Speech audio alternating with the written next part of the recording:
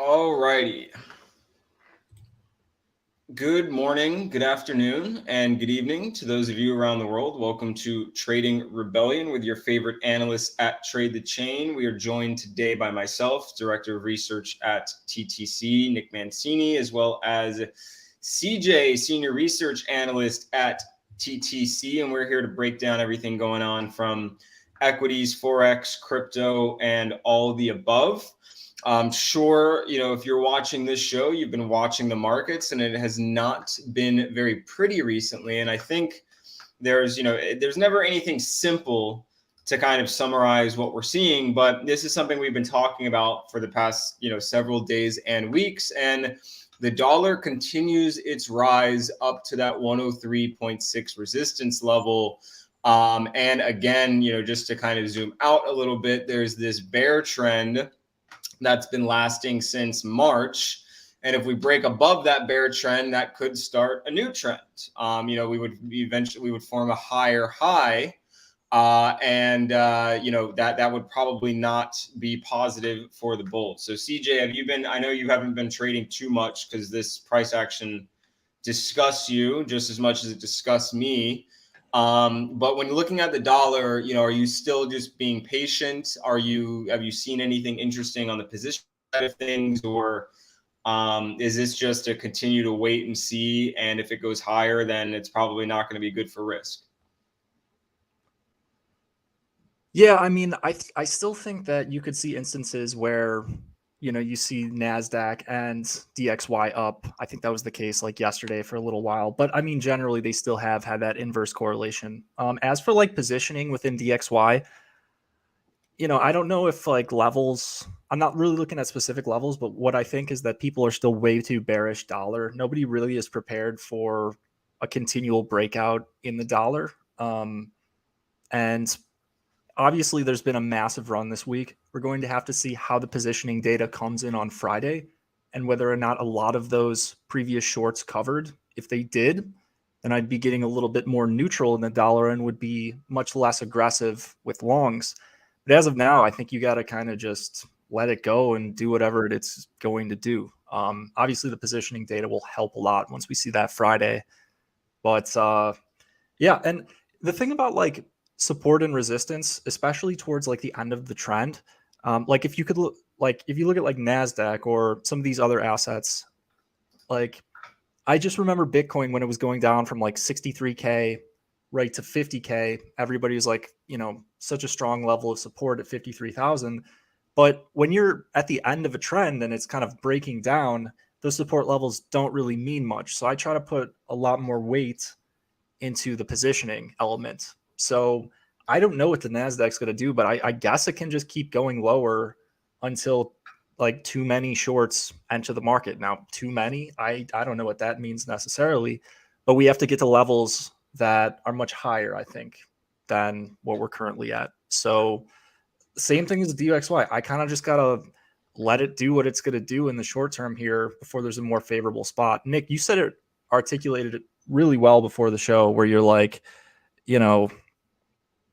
what were you saying? It's like it's too late to short because it might Just in squeeze. general about like market general long. positioning. Yeah. Like it's now is when you would expect a squeeze, but nothing has squeezed, and it's too low to really short because most of the indicators are firing oversold at this point. It's not fully oversold, but I'm not shorting an RSI of 30, or 35, or when you're sitting at support. Like I wouldn't long the dollar right here because it's sitting at resistance. And this is usually when, people get cold from the markets. You're better at, finding, a break of resistance is a better long, in my opinion. So you're right.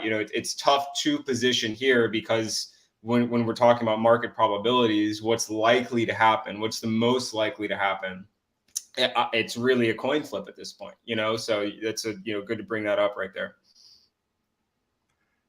Yeah, one thing I did talk about this morning in terms of like specific assets or sectors that are kind of crowded is real estate shorts. I think you're starting to see record levels of capitulation on REITs by hedge funds and other large institutions. XLRE. XLR, that's what it was. I was like, I knew it was XLE.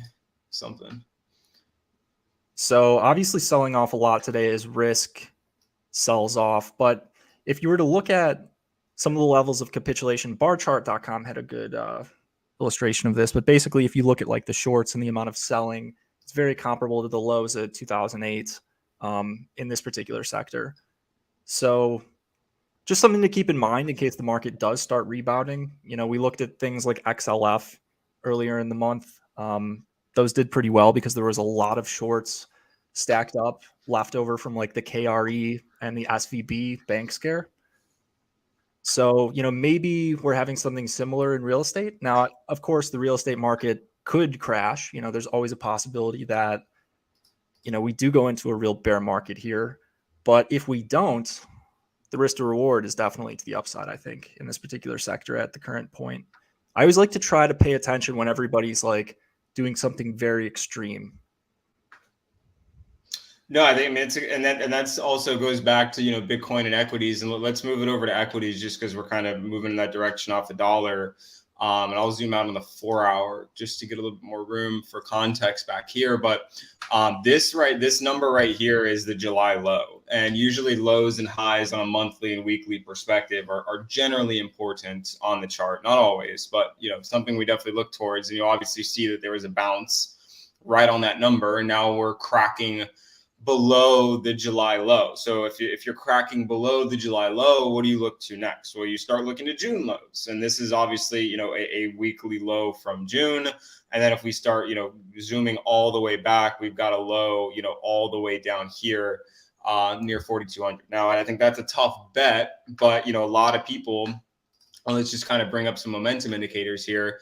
Definitely, a lot of people are going to be thinking this is oversold, but in my opinion, if you know exactly what you're doing and how to manage your risk, shorting this low break isn't the worst idea. But then what's your next target, and what may price action look like? And I would assume that it's going to look very closely to this, probably a little bit more closely choppy, as it now, eyes this next kind of 43.67, 43.60, 43.50 level. So this doesn't look inspiring to me, but kind of back to what CJ said before, this is when you would expect longs to start coming in. And if we do get a buyback and it does break back above 44.10, that's a deviation below a critical support level, which would support longs. We talked about sweeps in the TTC community, regardless of whether you're range trading or, outside of value trading.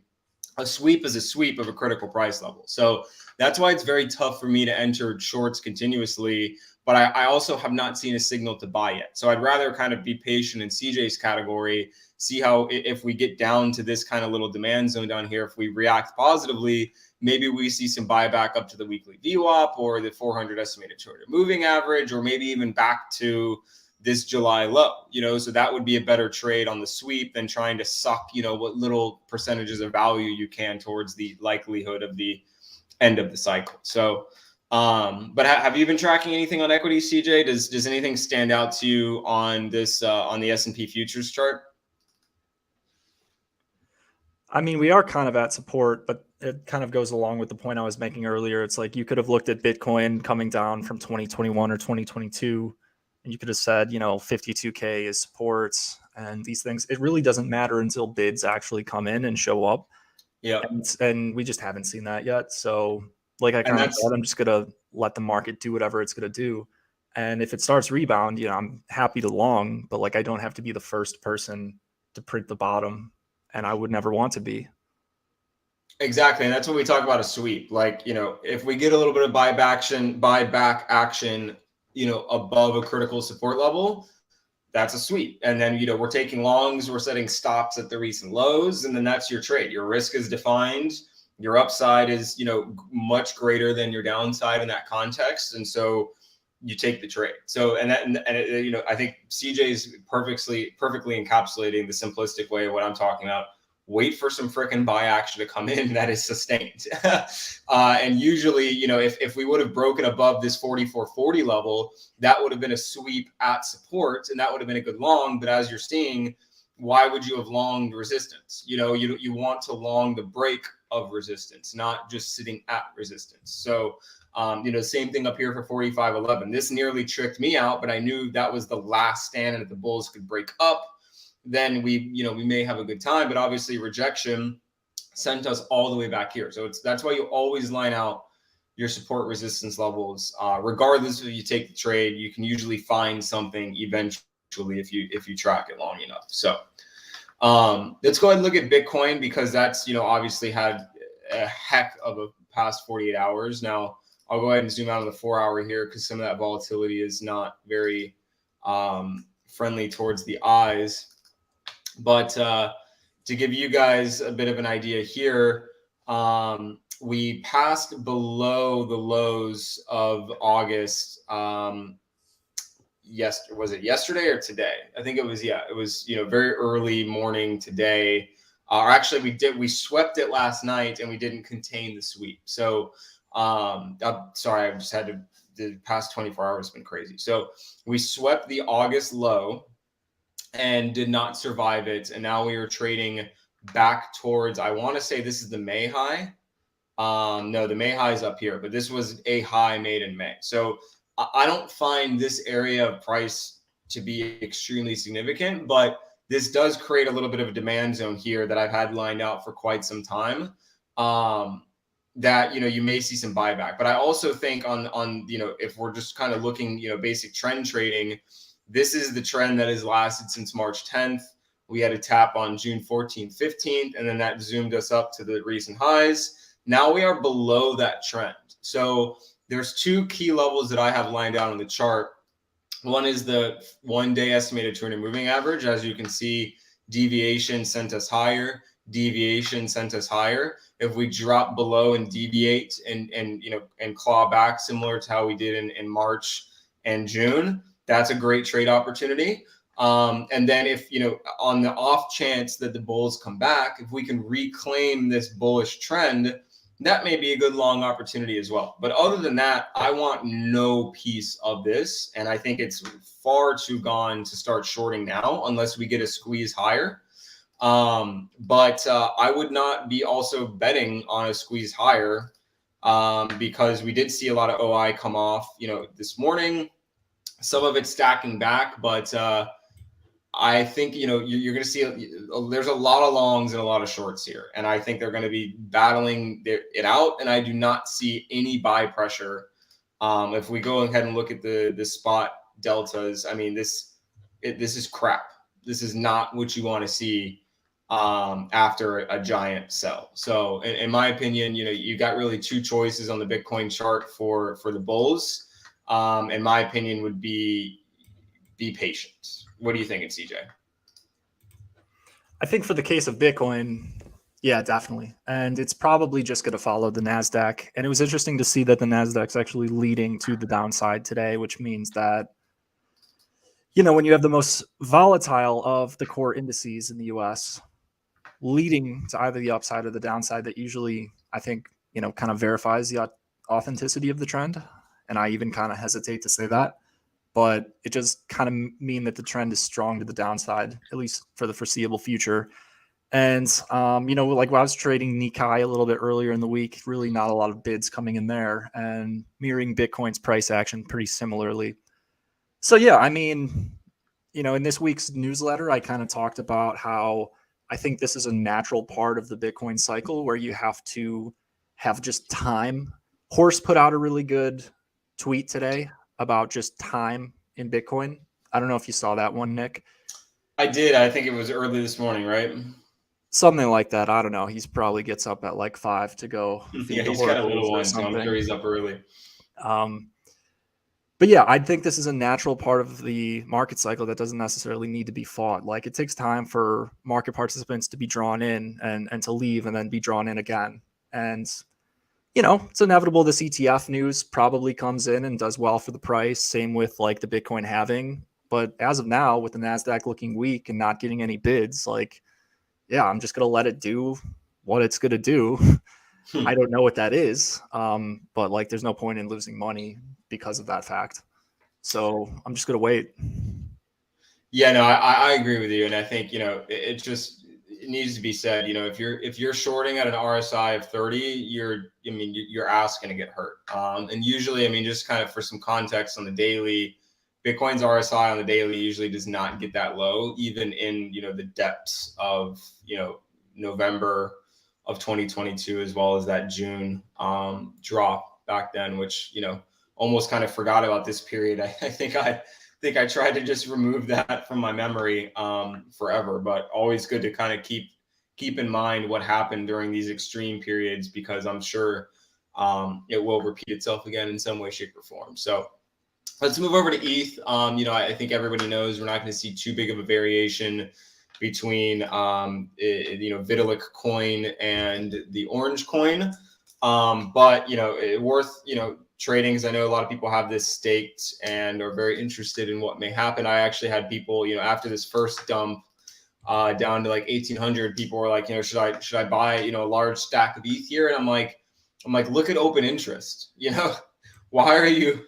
Why would you buy your life-changing stack, looking at something like this on the downturn? Like, obviously this OI moving up, was a lot of longs, but, this was clearly shorts, and now they're starting to close a little bit. So that's why, I do think, these levels have a chance to see a squeeze. But in my opinion, we are officially now trading back in this ugly little range that we were trading in from back in June. And if we cannot survive basically this, 1715 low, we're going to start trading into the 1600s. And this is kind of a fair value gap in many ways. So if 1716 is not held, I would expect 1630. And then if that doesn't hold, then things get very bad. So I know, CJ, you're probably not staring at the ETH chart, but has anything stood out to you? Anything impactful, or again, very similar to Bitcoin? Patience, track the NASDAQ, watch the dollar, look for some continuous buyback action. Just for the record, I did stare at the ETH chart from like all of 2018 through 2022. So, but yeah, I get it. No, I know your stuff, but I know that you've recently kind of go to the side. Yeah, no, I understand what you're saying. Yeah, I agree with you. I think we share a very similar view when it comes to like market structure and how things are looking in terms of like level to level. So let's zoom out here. Let's do I think ETH is actually way more hurt on that bull trend. Yeah, on this context, ETH does not look pretty. And just to kind of zoom back out, Bitcoin has a very solid chance to reclaim that trend in the near future.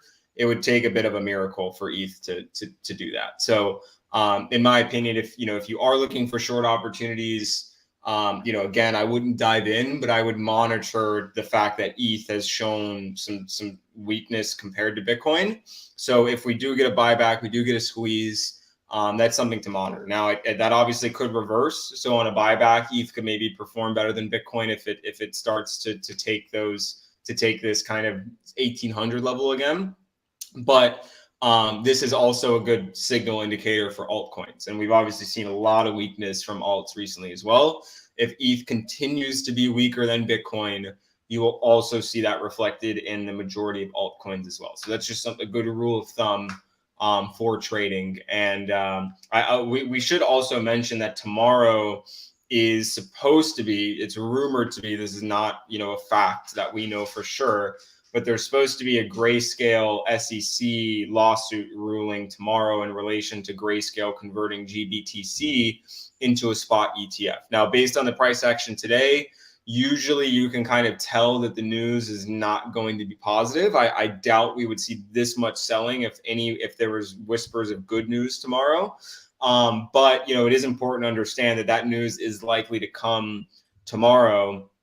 And if it is, if Grayscale wins, I guarantee you, Bitcoin, Ethereum, everything's going to pop. If they lose, considering we've had so much bearish price action, I wouldn't just start hammering the short button, but I would expect some more downside on that news tomorrow. So that's something to watch out for if you are, spending your day tomorrow, staring at charts and trading the US session. So Just want to say that as well. CJ, it looks like we have a comment in there about 0 date options. That is not my forte, so I'll let you take that one. Yeah, not my forte either. I haven't thought about this too much. It's a very interesting and thought-provoking question, though, and I do think it is messing up the VIX a little bit. I've heard a little more experienced options traders talk about that, but that's a concept I haven't really thought of too much, namely because I don't trade them, just futures. But Okay. how Well, about Bob, maybe tag Monte in the Discord community for that question, because I do not mess around with options. It's something I actually need to learn. But when you, it's kind of like your golf swing. If you know what you're doing, you're hitting, your break even or scratch golfer, you're not changing up your swing. So that's kind of where I'm at right now, but that doesn't mean that won't change in the future, and it doesn't mean people should not look into it, because there's different strokes for different folks and every walk of life. So my suggestion, Bob, tag Monte. I know he's probably tracking options a little bit closer than CJ and I are. So honestly, I don't think there's a 50-50 chance I never trade options again, to be honest with you. Like a lot of the best traders, and you'll read about this in like Market Wizards, a lot of the best traders are one-trick ponies. Like they do one thing really, really well consistently over time that can work. And like that's okay, you know? No, I completely agree with that. If you find something that works and you can build consistent gains through a singular strategy, just run with it. There's no reason to change that strategy if you are winning. Markets are probably one of the most difficult skills, or like mastering markets is one of the most difficult skills to acquire. I would say much harder than becoming a scratch golfer, in my opinion. And if you know what you're doing, then stick to it, because you don't need to be an MIT level graduate to suck $1 million out of this market, depending on whatever you're starting with. So there's plenty of people that sit on their phones on yachts and just throw an option out, or a big trade, and go eat lunch and come back to money. So not saying you should expect that, but there's a lot of those types of people out there. So with that being said, I think short show today, we're very aware of what's happening in the market. My personal recommendation is, and I think CJ will echo this as well, chill out, be patient, wait for continued buy pressure to come back in the market. Don't buy at resistance. Don't short support. Be patient, take good trades, manage your risk appropriately. This is not a fun time to be in the market, but this is when opportunities are made, because if you're looking at the Ethereum chart right now, every big, massive daily candle in recent times has been followed by a little bit of chop and a series of green candles eventually. So it is never consistently red candles. And if you're a vol trader, this is something that you want to see, because it implies some volatility is coming. So even in the darkest days, there is still a little bit of light at the end of the tunnel if you know how to tackle markets. And that's why we're here to break it down for you. So with that being said, 14-day free trial at tradethechain.com, utilizing our data as well as our community, where myself, CJ, and Monte are always dropping insights, always dropping trade ideas, and helping our global community of traders. And you can also get 5% off your fees and earn Didex at this link, which is also featured in the YouTube description section. So if you want to go ahead and click on that, you'll get 5% off fees, and Didex allows you to earn Didex